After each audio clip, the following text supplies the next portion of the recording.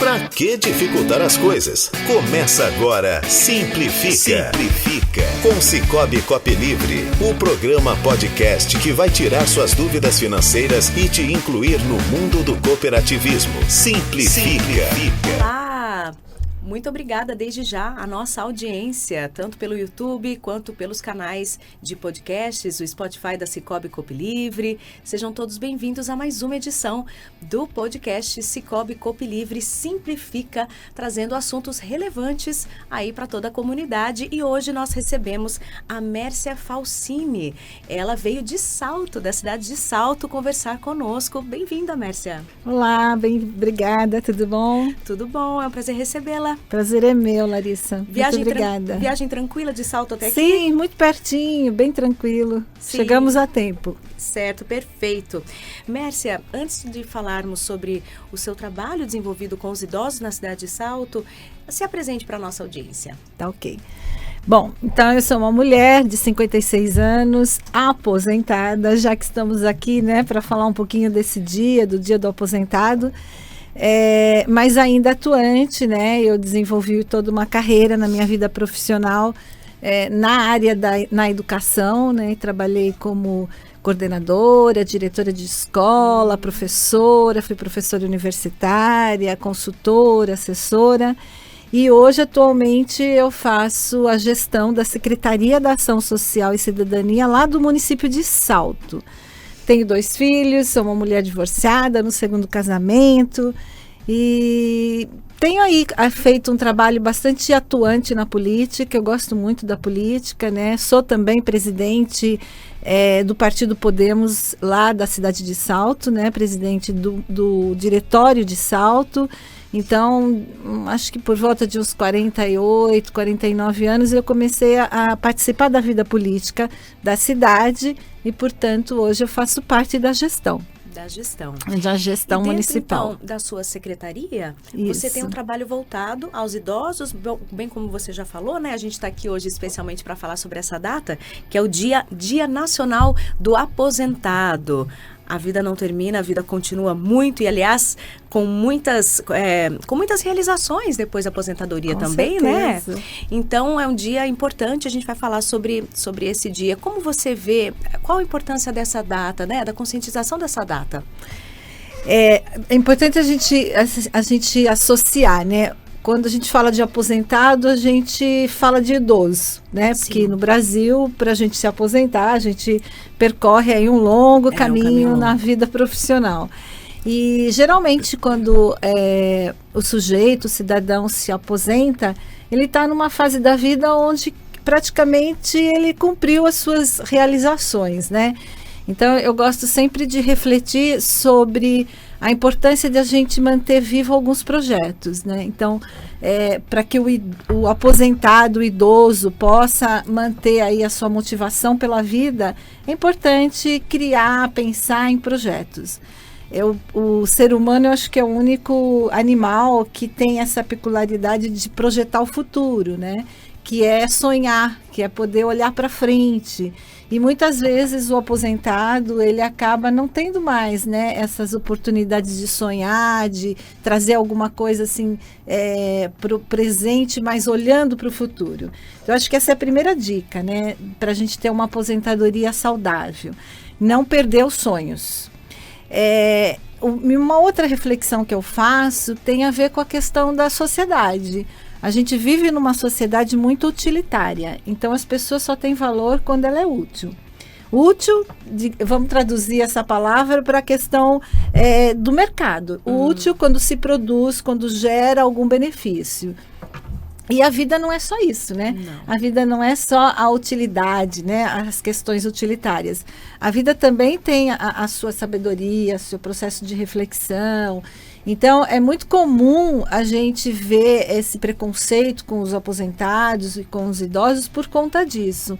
Uma sociedade que não aprendeu a valorizar o conhecimento, a experiência de vida, a sabedoria, e esse idoso, esse aposentado vai se excluindo, né, das atividades. Então, é importante a gente refletir.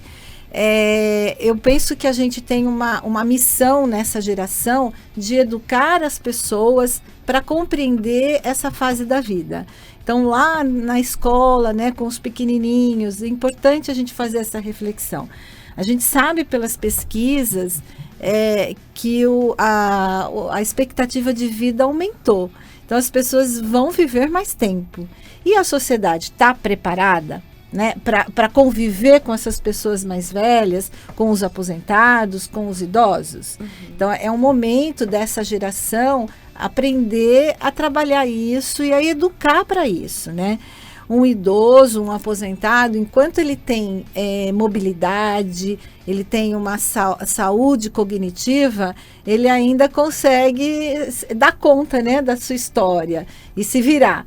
E muitas vezes é solitário, mas ele se vira. Agora, quando ele começa a perder a sua mobilidade, ele precisa do outro, né? Ele precisa ou de uma família mais próxima, de pessoas queridas para ajudar, um apoio, né? Então, a gente vê N situações nesse sentido. Então, eu consigo fazer uma distinção. O aposentado e o idoso, né? O aposentado, que ainda é muito ativo, é muito importante que ele busque atividades, né? Que ele busque algo onde ele possa continuar contribuindo para a sociedade, com o seu conhecimento, com a sua experiência de vida, com a sua experiência profissional, ainda que seja de forma voluntária, né? Tem muitos espaços hoje que aceitam os voluntários, né, para contribuir com associações, com organizações. Então, fica aí uma recomendação, né, para não perder essa capacidade de sonhar, de projetar, né, de buscar algo para dar sentido ao hoje. Ter uma perspectiva ainda, né? Exato, que é uma perspectiva. E se sentir também, Mércia, acredito, envolvido socialmente. Com certeza. Né? Que é inclusive a base do seu trabalho lá, Sim. Né? Vocês oferecem isso também, essas atividades. Eu vou pedir para o Tony colocar as imagens então. E aí você nos conta como é feito esse trabalho lá em Salto. Legal. A gente tem, então, dentro da Secretaria da Ação Social e Cidadania, a gente tem um trabalho com os idosos, né? A nossa secretaria, ela é responsável pelos conselhos municipais de direitos. Então, a gente tem 7 conselhos de direitos, né? Desde o direito da criança, do adolescente, do idoso, da pessoa com deficiência, da igualdade racial. E a gente tem o conselho da pessoa idosa. Então, além desse conselho, que é um conselho muito ativo, a gente também oferta serviços para a população idosa a partir de 60 anos. São todos aposentados, né, que procuram esse espaço para poder preencher, como a gente falou, e ter uma atividade, ter um sentido, né, ter uma motivação para a sua vida nesse momento em que ele parou o trabalho, os filhos cresceram, a casa está pronta, né? O carro foi comprado. Então, a gente vai findando os projetos. E aí chega esse momento da vida que, opa, e agora? O que eu vou fazer com essas horas todas do meu dia? Então, esse espaço, né, que é o centro... o CCI, que é um programa do Estado de São Paulo, que nós fomos contemplados lá em Salto, que é o Centro de Convivência do Idoso. É como se fosse um clube, né? Então, é um espaço bonito, tem uma equipe técnica, né, que atua nesse serviço, que é um assistente social, tem um psicólogo e os formadores de oficinas de convivência. E nesse espaço a gente oferta...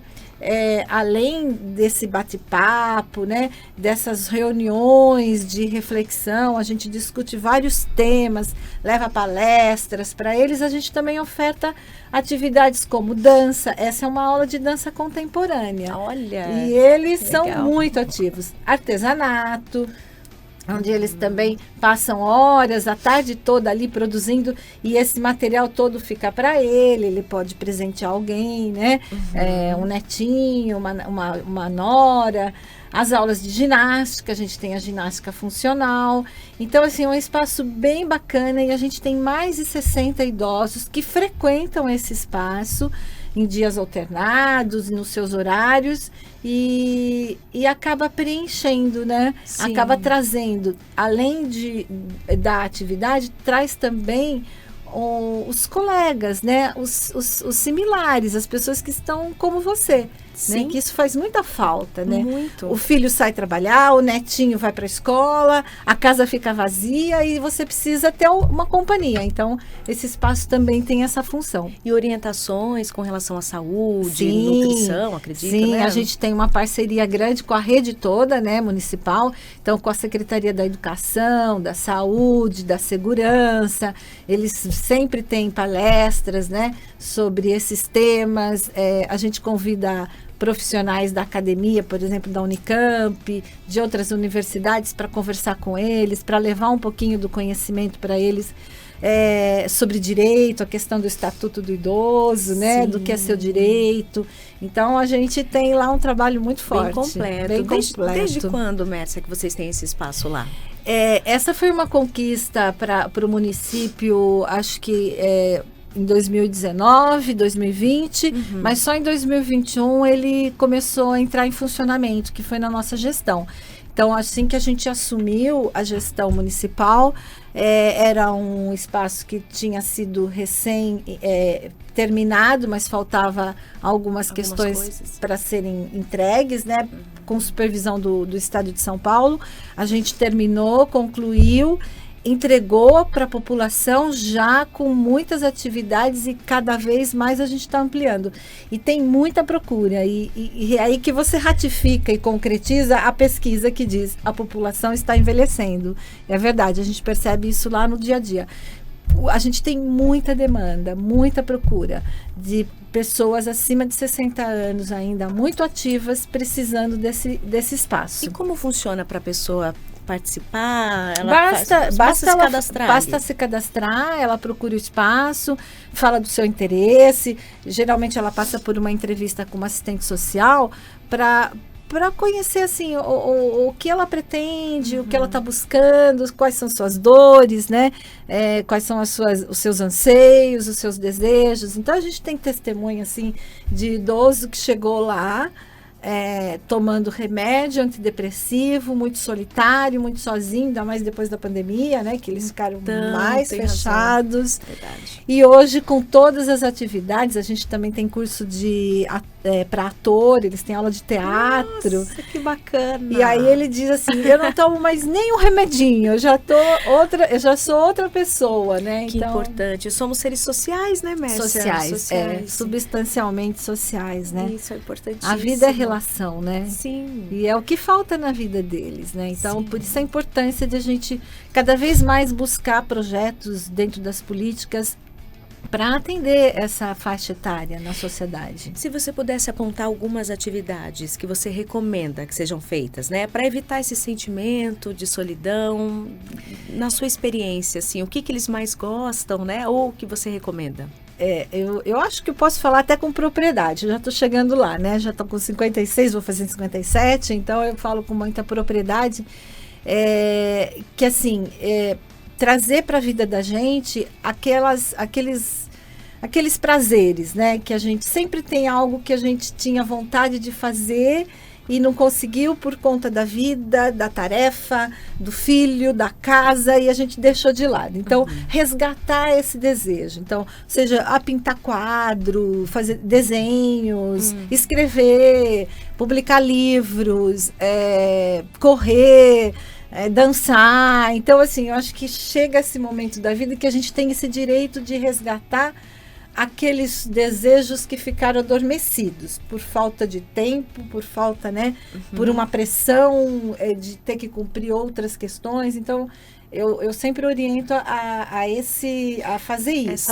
Essa busca, né? Excelente. E aí, descobrindo, relembrando, resgatando esses desejos que estão adormecidos, buscar parceiros, companhia para isso, não ficar nessa busca solitária, né?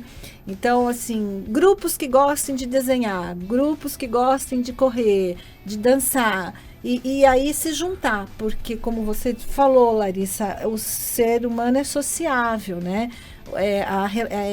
A vida humana é relacional. Então, e a solidão da idade, né? Recomenda-se que cada vez mais você busque esses parceiros. Sim, é muito comum ver o idoso se isolando. Muito. Né? Então, às vezes, fazer uma pequena forcinha, né? Para ir e de repente descobrir esse novo prazer, né? Que é estar com outras pessoas. Mércia, você até citou, né? Escrever livros, e aí Sim. eu já tenho aqui também a informação de que você é escritora também. Então vamos aproveitar para saber mais sobre essa parte da sua vida. Eu gosto de escrever crônicas, né?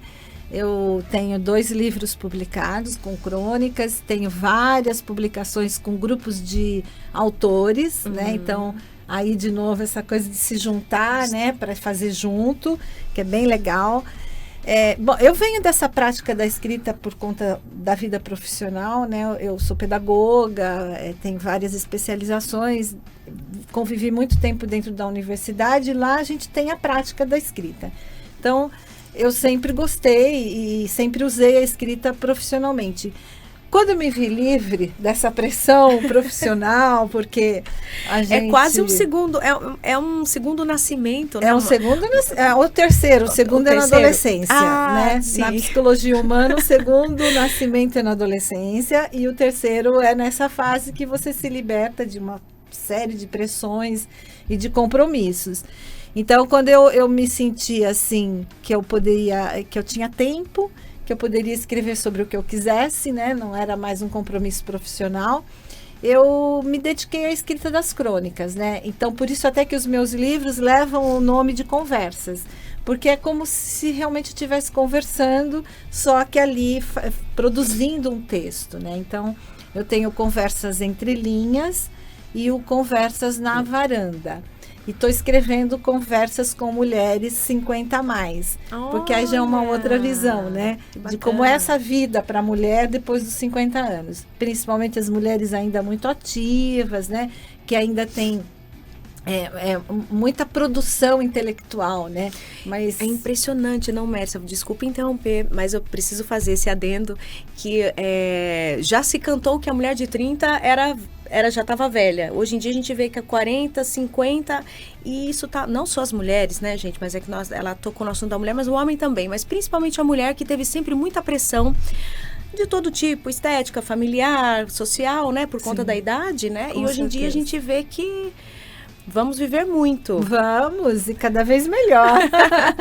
Com certeza. Sim. Então, esse terceiro livro já começou? Está em andamento, né? Agora, com a gestão da secretaria lá em Salto, né? Eu tenho tido menos tempo, porque eu também gosto de fazer outras atividades, né? Mas ele já está bem encaminhado. É meu desejo publicar esse livro para falar um pouco desse sentimento, né? Dessa mulher que já viu as realizações, a casa está sozinha, solitária, os filhos já não precisam mais, né? O que a gente faz principalmente com a cabeça, né?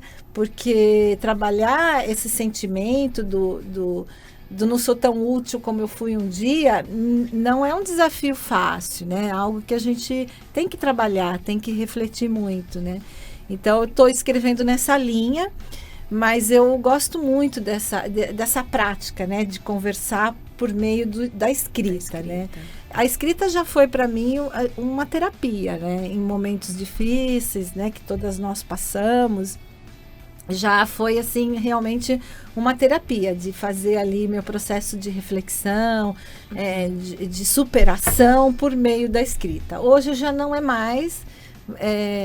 Hoje eu faço outras coisas, né, para ter essa terapia, para se equilibrar, para se equilibrar, mas até a atividade que eu voltei com muita, atividade muito intensa profissionalmente, então acaba, né, preenchendo, né, esse lado aí da reflexão.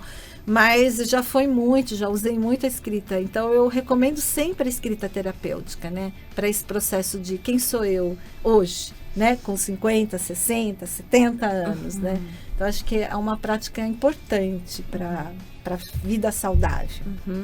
E você citou a escrita e outras atividades, a importância dessa parte cognitiva, da gente estar também com o cérebro em funcionamento, raciocinando, pensando, criando, né? É muito importante, né, Mércia? Sim, com certeza.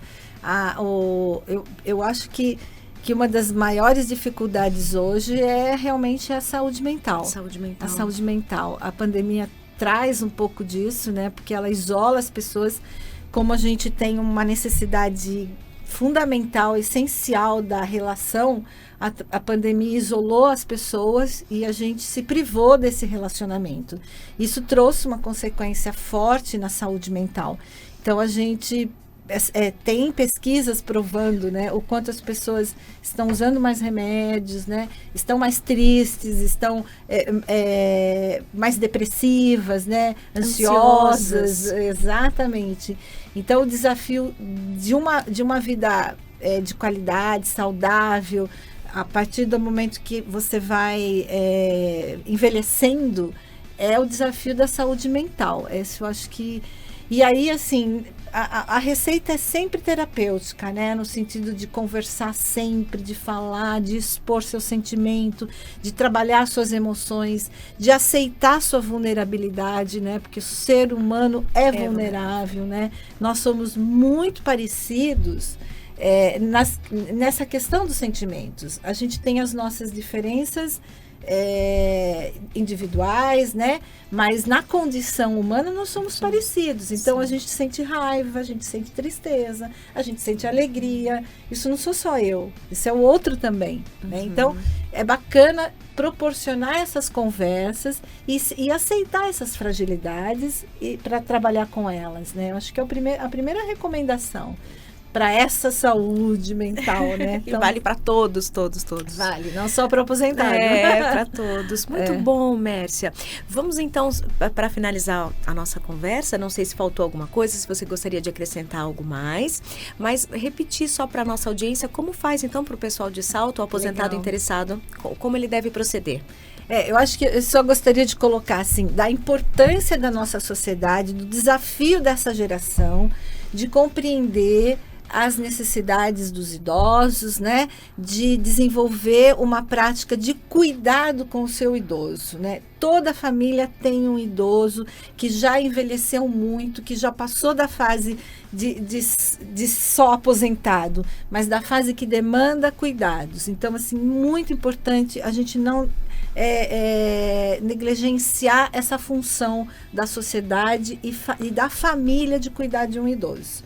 Então, primeiro, assim, recado que eu quero deixar, eu sinto que a gente ainda tem muito a avançar. A gente vê lá na Secretaria, por conta da atuação do Conselho, da defesa do Estatuto do Idoso, o quanto as famílias ainda abandonam os seus idosos. E isso é muito triste, em termos de sociedade, né? Em termos da sociedade brasileira, ainda praticar esse abandono. Não serve mais, então deixa lá, não faz uma visita, não cuida, e os idosos sofrendo, abandonados. Então, eu quero deixar esse apelo, né?